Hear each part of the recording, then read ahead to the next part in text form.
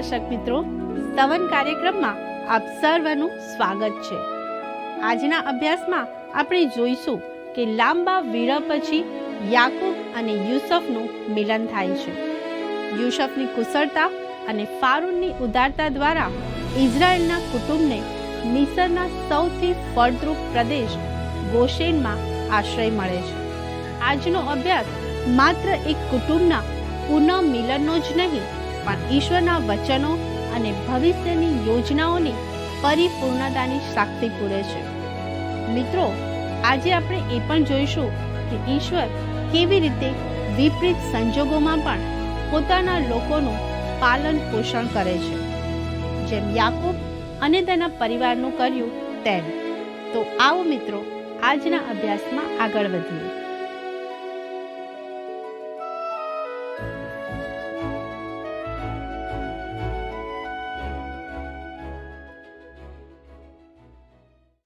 નમસ્કાર મિત્રો, આજના અભ્યાસમાં આપણે જોઈશું કે યાકૂબ અને યુસુફ ફરીથી એકઠા થાય છે।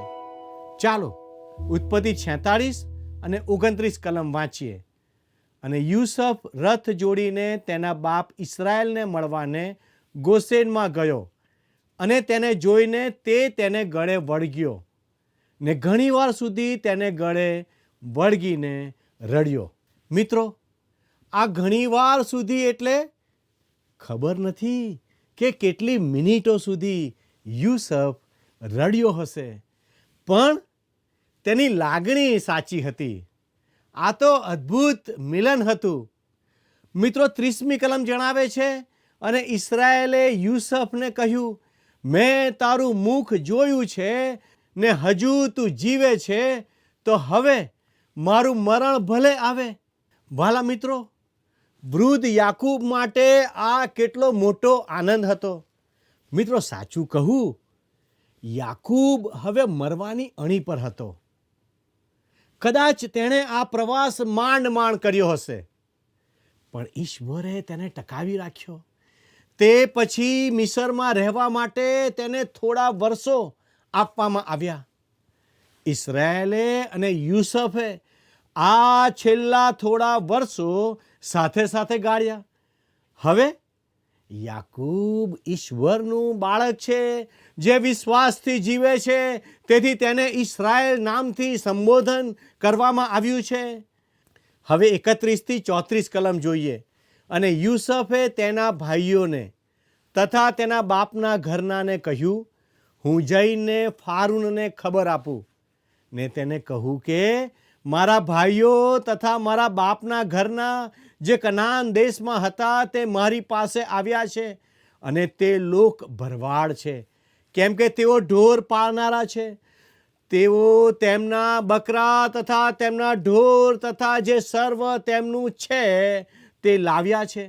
અને ફારૂન તમને બોલાવે અને તમને પૂછે કે તમારો ધંધો શો છે, ત્યારે તમારે આ પ્રમાણે કહેવું, તારા દાસોનો એટલે અમારો તથા અમારા બાપ દાદાનો ધંધો નાનપણથી અત્યાર સુધી ઢોર પાળવાનો છે, કે જેથી તમને ગોશેન દેશમાં રહેવાની પરવાનગી મળે, કેમ કે ભરવાડ માત્ર ને મિસ્રીઓ ધિક્કારે છે।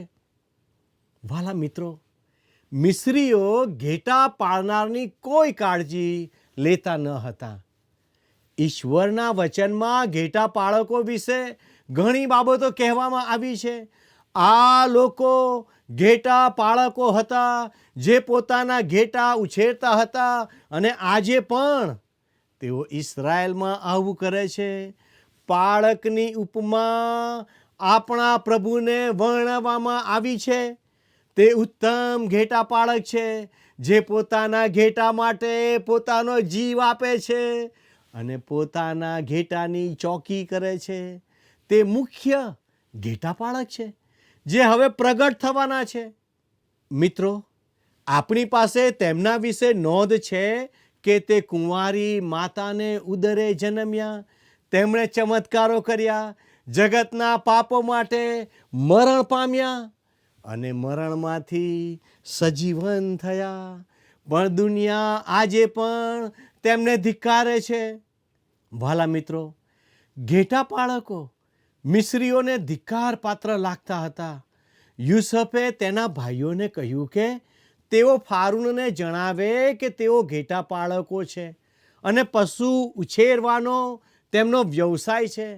ખરેખર તો તેઓ પાસે ઘેટા અને બીજા પશુઓ પણ હતા. આપણે જોઈશું કે ફારૂન તેમને ગોસેન પ્રદેશમાં જગ્યા આપે છે અને તેના પોતાના ઘેટા સાચવવા જણાવે છે, જેથી ઇસ્રાયેલના સંતાનો મિસરમાં ઘેટા પાળકો બને છે. વાલા મિત્રો, યાકૂબનું કુટુંબ ગોસેન વિસ્તારમાં વસ્યું. તે તેમનું લાંબા ગાળા માટે ઘર બનવાનું છે. યુસુફના મરણ પછી તેઓ મિસરમાં ગુલામ બની જશે, પણ તે બધા સમયમાં ઈશ્વર તેમની સાથે હશે. ત્યાં તેઓ મહાન દેશ જાતિ બનશે અને મૂસાની આગેવાનીમાં ઈશ્વર તેમને બહાર દોરી લાવશે. વાલા મિત્રો, ઈશ્વરે યુસુફને ક્યારેય દર્શન આપ્યું હોય તેવી નોંધ જોવા મળતી નથી, પણ તેના જીવનમાં ઈશ્વરે બધી જરૂરિયાતો પૂરી પાડી તે સ્પષ્ટ જોવા મળે છે.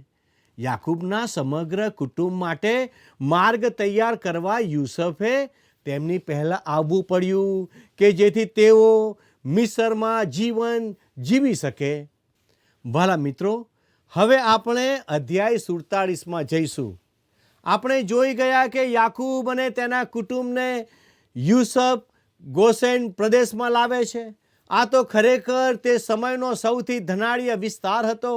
મિત્રો, આ યાકૂબના અત્યાર સુધીના જીવનનો શ્રેષ્ઠ અધ્યાય છે. ખરેખર તો જ્યાં સુધી તે મિસર પ્રયાણ કરતો નથી ત્યાં સુધી તેને આપણે વિશ્વાસના માણસ તરીકે જોતા નથી. હવે યુસુફ તેના બાપ અને ભાઈઓને ફારૂન સમક્ષ રજૂ કરે છે. તો આવો ઉત્પત્તિ 47 અને તેની પહેલી કલમ વાંચીએ.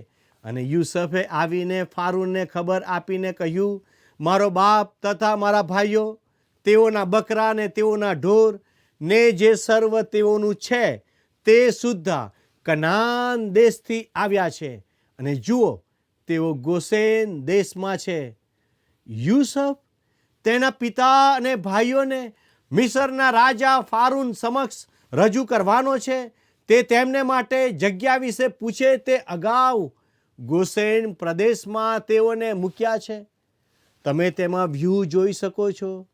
જો તેઓ ત્યાં જ હોય તો ફારૂન તેમને તે જગા આપે તે સ્વાભાવિક છે, કેમ કે તેઓ ત્યાં રહેવા જતા રહ્યા છે. આવો આપણે બીજી અને ત્રીજી કલમ વાંચીએ. અને તેણે તેના ભાઈઓમાંના 5 માણસોને લઈને ફારૂનની રૂબરૂ ઊભા કર્યા. અને ફારૂને તેના ભાઈઓને પૂછ્યું, તમારો ધંધો શો છે? અને તેઓએ ફારૂનને કહ્યું, તારા દાસ એટલે અમે તથા અમારા બાપ દાદા ભરવાડ છીએ. વાલા મિત્રો, હવે તે દિવસોમાં ઘેટા પાળકો સાથે સામાન્ય લોકો સારો વ્યવહાર કરતા ન હતા. મિસ્રીઓ ઘેટા પાળકોની કાળજી લેતા ન હતા. તેથી ઇસ્રાયેલના સંતાનો માટે એવો વિકલ્પ ઊભો થયો કે જે મિસ્રીઓ કરવા માગતા ન હતા. મિત્રો, 4 થી 6 કલમ જણાવે છે, વળી તેઓએ ફારૂનને કહ્યું, આ દેશમાં પ્રવાસ કરવાને અમે આવ્યા છીએ, કેમ કે કનાન દેશમાં દુકાળ ભારે હોવાને લીધે તારા દાસોના ટોળાને માટે ચારો નથી. માટે હવે તારા દાસોને ગોસેન દેશમાં કૃપા કરીને રહેવા દે. અને ફારૂને યુસુફને કહ્યું, તારા બાપ ને તારા ભાઈઓ તારી પાસે આવ્યા છે. મિસર દેશ તારી આગળ છે. દેશમાં ઉત્તમ સ્થળે તારા બાપને તથા તારા ભાઈઓને રહેવા દે. ગોસેન દેશમાં તેઓ રહે, અને તેઓમાંથી કોઈ હોશિયાર છે એવું તું જાણતો હોય તો મારા ઢોર તેઓના હવાલામાં સોંપ. મિત્રો, જ્યારે મિસ્રીઓ માટે ઘેટા પાલન પ્રચલિત ન હતું ત્યારે ફારૂનને તેના પશુપાલન માટે માણસોની જરૂર હતી. હવે યુસુફ પોતાના પિતાને ફારૂન સમક્ષ રજૂ કરે છે. હવે યાકૂબ સૌથી પ્રકાશિત જગ્યાએ દેખાય છે. જુઓ મિત્ર, 7મી કલમ શું કહે છે? અને યુસુફે તેના બાપ યાકૂબને અંદર લાવીને ફારૂન સમક્ષ ઊભો કર્યો અને યાકૂબે ફારૂનને આશીર્વાદ આપ્યો. મિત્રો, તમે નોંધ કરો કે અહીં યાકૂબ ફારૂનને આશીર્વાદ આપે છે. તેણે પોતાના નામ પ્રમાણે જીવવાનું શરૂ કર્યું છે. તે ઈશ્વર માટે સાક્ષીરૂપ બન્યો છે. નાનો હંમેશા મોટા પાસેથી આશીર્વાદ મેળવે છે અને યાકૂબ ઈશ્વરના સાક્ષી તરીકે ફારૂન રાજાને આશીર્વાદ આપે છે. મિત્રો, 8મી કલમ જુઓ. અને ફારૂને યાકૂબને પૂછ્યું, તારી વયના દિવસ કેટલા છે? વહાલાઓ, આ તબક્કે જો યાકૂબ પોતાના જૂના સ્વભાવ પ્રમાણે જીવતો હોત તો તેણે કહ્યું હોત, ફારૂન, હું 130 વર્ષનો છું અને હું તને જણાવવા માંગુ છું કે મારા જીવનમાં મેં શું શું મેળવ્યું છે. તેણે પોતાના કુટુંબ વિશે બડાસ મારતા કહ્યું હોત કે મારે 12 દીકરાઓ છે. પણ યાકૂબ હવે અલગ વ્યક્તિ છે. તે શું કહે છે તે સાંભળો, જે 9મી કલમમાં છે. અને યાકૂબે ફારૂનને કહ્યું, મારા પ્રવાસના દિવસ 130 વર્ષ થયા છે. મારી વયના દિવસ થોડા તથા વ્યર્થ ગયા છે ને મારા પિતૃઓના પ્રવાસમાં તેઓની વયના જેટલા નથી થયા. વહાલા મિત્રો, જ્યારે યાકૂબ મિસરમાં આવ્યો ત્યારે તે 130 વર્ષનો હતો અને મરણ સમયે તેની ઉંમર 147 વર્ષ છે. તેથી તેણે 17 વર્ષ મિસરમાં ગાળ્યા. મિત્રો, હું કલ્પના કરું છું કે જો તે જ્યારે મિસરમાં આવ્યો ત્યારે મરવાની અણી પર હતો, પણ યુસુફને મળવાનો આનંદ અને તેની સાથે મિસરમાં રહેવાને કારણે તેનું જીવન 17 વર્ષ લંબાયું. ફરીથી ફારૂન સાથે રહેલા સભાજનો પાસે વૃદ્ધ યાકૂબ માટે ગર્વ કરવાની તક છે. પણ હવે તે બદલાયેલો યાકૂબ છે. તે કહે છે કે મારી વયના દિવસ થોડા તથા વ્યર્થ ગયા છે. તેણે પોતાના પિતા સાથે છેતરપિંડી કરી હતી તે વિશે બડાસ નથી મારતો, પણ તે એવું કહે છે કે તેના પિતૃઓ જેટલું તે જીવ્યો નથી. આમ મિત્રો, તે પોતાના જીવન માટે ઈશ્વરને મહિમા આપે છે. 10મી કલમ જણાવે છે, અને યાકૂબ ફારૂનને આશીર્વાદ દઈને ફારૂનની હજુરમાંથી નીકળ્યો. મિત્રો, હું તમને જણાવવા માંગુ છું કે તે કનાનમાં આવ્યા પહેલાં અતિ ધનાઢ્ય માણસ હતો. પણ યાકૂબ એમ કહે છે કે તે પાપી છે, પણ ઈશ્વરની કૃપાએ તેને બચાવ્યો છે. મિત્રો, આ દિવસોમાં ઘણા લોકો ઘમંડ કરે છે. કેટલીક વાર આપણે કેટલાક ખાસ માણસોની મહાનતા વિશે વાતો કરીએ છીએ, પણ જો આપણે યાદ રાખીએ કે આપણે પાપી છીએ અને આપણામાં કંઈ જ સારું નથી, પણ આપણા અદ્ભુત તારનાર આપણા માટે કૃપાળુ અને ધીરજવાન છે. તેમના વિના આપણી પાસે કશું જ નથી જે વિશે આપણે ગર્વ કરી શકીએ. વાલા મિત્રો, યાકૂબ પણ બદલાયેલો માણસ છે, માટે તે એવી જ જગ્યા પસંદ કરે છે. 11મી કલમમાં લખ્યું છે, અને યુસુફે મિસર દેશની સૌથી સારી જગામાં એટલે રામસેસમાં ફારૂનની આજ્ઞા પ્રમાણે તેના બાપને તથા તેના ભાઈઓને વતન આપ્યું. રામસેસ એ જ ગોસેનની જગ્યા છે. આવો 12 અને 13 કલમ વાંચીએ. અને યુસુફે તેના બાપને તથા તેના ભાઈઓને તથા તેના બાપના ઘરના સર્વને તેઓના છોકરા પ્રમાણે અન્ન પૂરું પાડ્યું, અને તે આખા દેશમાં અન્ન નહોતું, કેમ કે દુકાળ ભારે હતો ને મિસર દેશ તથા કનાન દેશ દુકાળથી હેરાન થયા.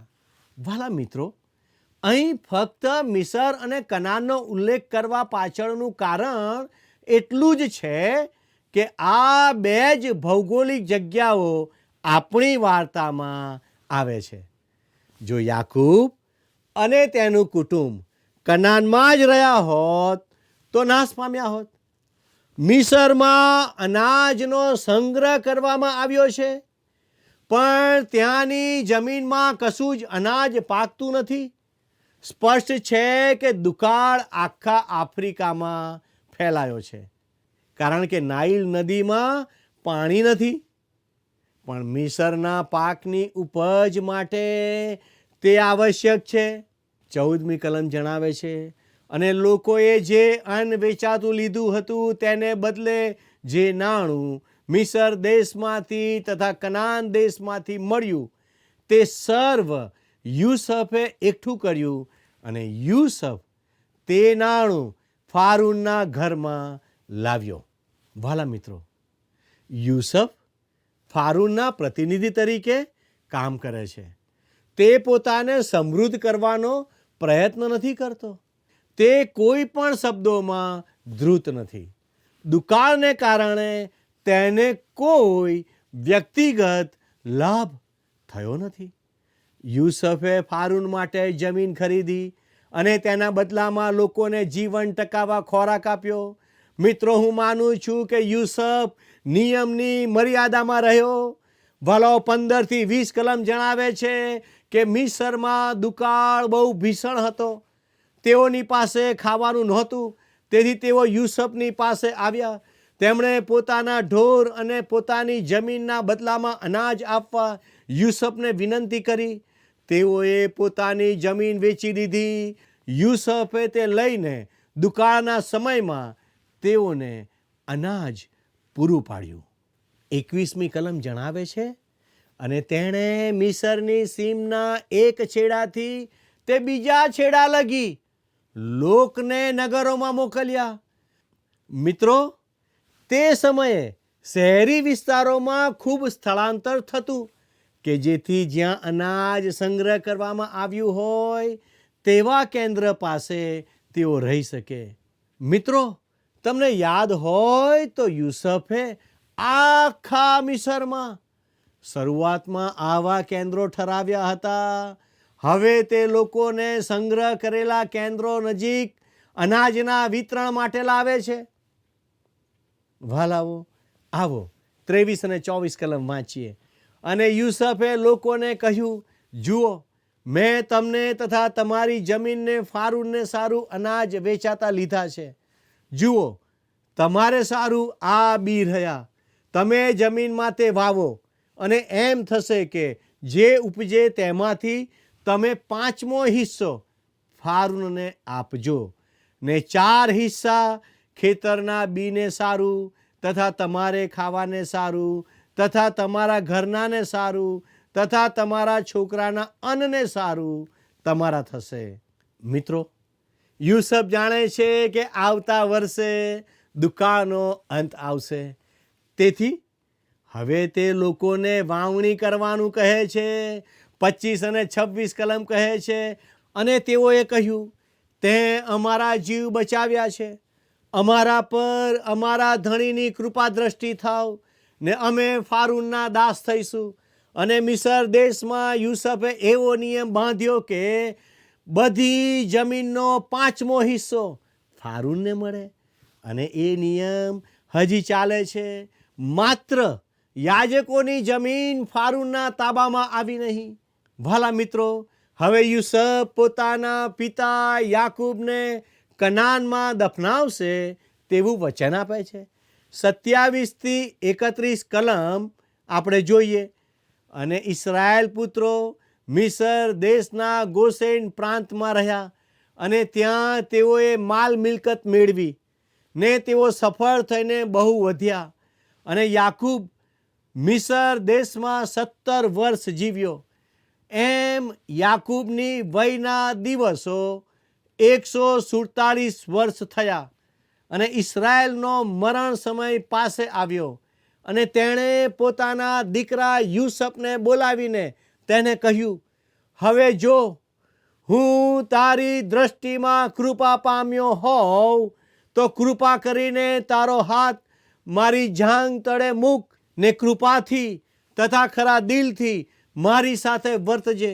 કૃપા કરી મને મિસરમાં દાટતો ના, પણ જ્યારે હું મારા પિતૃઓ પાસે ઊંઘી જાઉં ત્યારે તું મને મિસરમાંથી લઈ જજે ને તેઓના કબ્રસ્તાનમાં મને દાટજે. અને તેણે કહ્યું, હું તારા કહ્યા પ્રમાણે કરીશ. અને તે બોલ્યો, મારી આગળ સમ ખા. અને તેણે તેની આગળ સમ ખાધા અને ઇસ્રાએલ પથારીના ઓશિકા પર નમ્યો. મિત્રો, હું વિચારું છું કે યાકૂબની કનાનમાં દફન થવાની માંગણીમાં ઘણા બધા પરિબળો સામેલ હતા. સૌથી પ્રથમ, તે 147 વર્ષનો છે. તે જાણે છે કે તે મિસરમાં મરણ પામશે. ત્યારબાદ ફારૂન માટે મિસરની જમીન હસ્તગત કરવામાં યુસુફને મળેલી સફળતાએ તેના મનમાં એ માન્યતા ઊભી કરી છે કે તેમનું કુટુંબ મિસરમાં સુખ સમૃદ્ધિમાં રહેશે અને ફરી ક્યારેય કનાન પાછા જશે નહીં. આપણે યાકૂબની આ માંગણી પાછળ ઈશ્વરે તેના પિતૃઓ સાથે કરેલા કરારમાં તેના વિશ્વાસને જોવાની જરૂર છે. કેમ કે તે આપણને પવિત્ર શાસ્ત્ર બાઇબલમાં પછી ઘણી વાર જોવા મળશે. જૂના કરારની આશા પૃથ્વી પરની આશા છે. ઇબ્રાહિમ એવું માનતો હતો કે મરણ પછી તેને તે ભૂમિમાં પાછો ઉઠાડવામાં આવશે, તેથી તેણે ત્યાં દફન થવાનું ઈચ્છ્યું. ઈસાકે પણ તેવી ઈચ્છા રાખી. અને મિત્રો, યાકૂબ પણ તેવો વિશ્વાસ વ્યક્ત કરે છે. વાલાઓ, જૂના કરારની આશા આ પૃથ્વી પર ખ્રિસ્તના રાજ્યની સ્થાપના કરવાની છે. જ્યારે તે પરિપૂર્ણ થશે ત્યારે ઇસ્રાયેલની મહાન આશા પૂરી થશે અને આ લોકો તે રાજ્ય માટે પાછા ઉઠાડાશે. મિત્રો, પ્રથમ 1000 વર્ષ કસોટીના હશે અને ત્યારબાદ અનંતકાળનું રાજ્ય આગળ અને આગળ વધશે. આ કારણસર યાકૂબ ઈચ્છે છે તેને મિસરમાં દફનાવવામાં ના આવે. જો તેને ઈશ્વરના વચનમાં વિશ્વાસ કે આશા ના હોત તો તેને કોઈ પણ જગ્યાએ દફનાવે તેનો કોઈ અર્થ ના રહેત. આજના વિશ્વાસીઓ માટે પણ તે અગત્યનું નથી. ગગન ગમન સમયે આપણે ગમે ત્યાં હોઈએ, આપણને પાછા ઉઠાડવામાં આવશે. એટલે કે જો ગગન ગમન પહેલાં આપણે મરણ પામીશું તો આપણો દેહ આપણા આત્માની સાથે જોડાઈ જશે. જો આપણે જીવતા હોઈશું તો આપણું રૂપાંતર થશે અને પ્રભુને મળવા આપણે વાદળામાં તણાઈ જઈશું. તેથી આપણે ગમે ત્યાં દફન થઈએ. જેઓ પ્રભુમાં જીવતા હશે કે મરણ પામ્યા હશે તે ગમે તે જગ્યાએથી ઉચકાઈ જશે. તેના માટે આપણે કોઈ ચોક્કસ સ્થળે જવાની જરૂર નથી. આપણી આશા સ્વર્ગીય આશા છે. જૂના કરારની આશા પૃથ્વી પરની આશા છે. તેથી યાકૂબ ઈચ્છે છે કે તેને તે જગ્યાએ દફનાવાય. તે દર્શાવે છે કે તેને પુનરુત્થાનમાં વિશ્વાસ છે. તેની આશા છે કે તેને વચનના દેશમાં મરણમાંથી પાછા ઉઠાડવામાં આવે. યાકૂબ હવે વિશ્વાસનો માણસ બની ગયો છે. મિત્રો, તમારી આશા કેવી છે? શું તમે પુનરુત્થાનમાં વિશ્વાસ કરો છો? મારા આ પ્રશ્ન પર વિચાર કરજો. ઈશ્વર આપને આશીષ આપે. આમેન.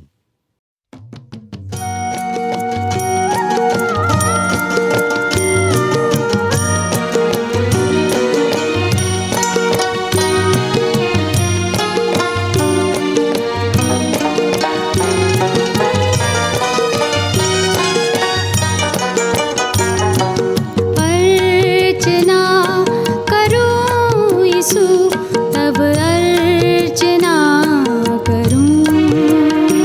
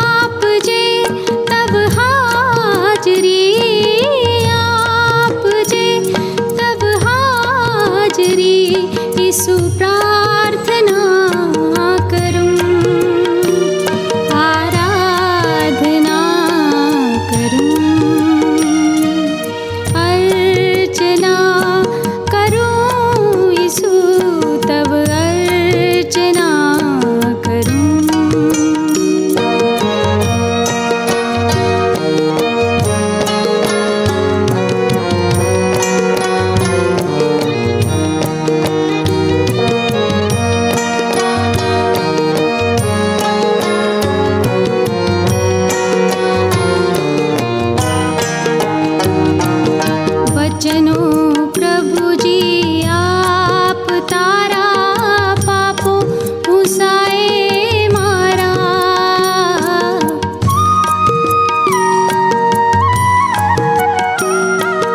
વચનો પ્રભુજી આપ તારા પાપો ભૂસાએ મારા. પ્રભુ પાપો ભૂસાએ મારા. આરાધના કરું, અર્ચના કરું ઈસુ, તબ અર્ચના કરું.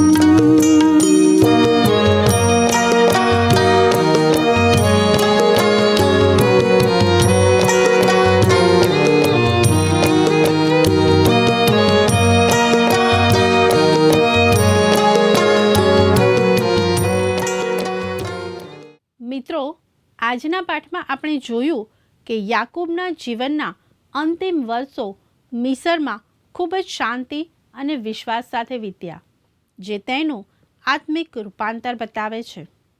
યુસુફે જે રીતે દુકાળના સમયે મિસરનું સંચાલન કર્યું તે તેની વહીવટી કુશળતા અને ઈશ્વર પ્રત્યેની વફાદારી દર્શાવે છે.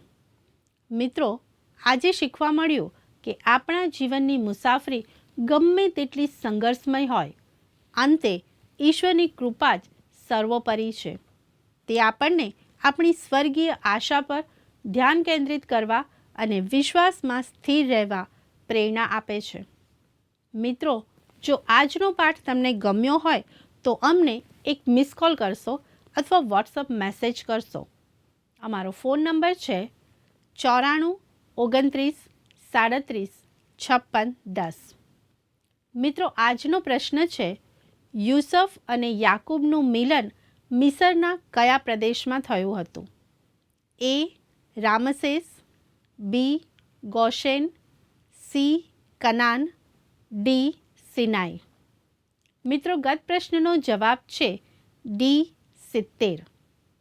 મિત્રો, આજના પ્રશ્નનો જવાબ અમને ઝડપથી મોકલી આપશો. આભાર. શું તમને આ કાર્યક્રમ ગમ્યો? અત્યારે જ અમને મિસ કોલ કરો.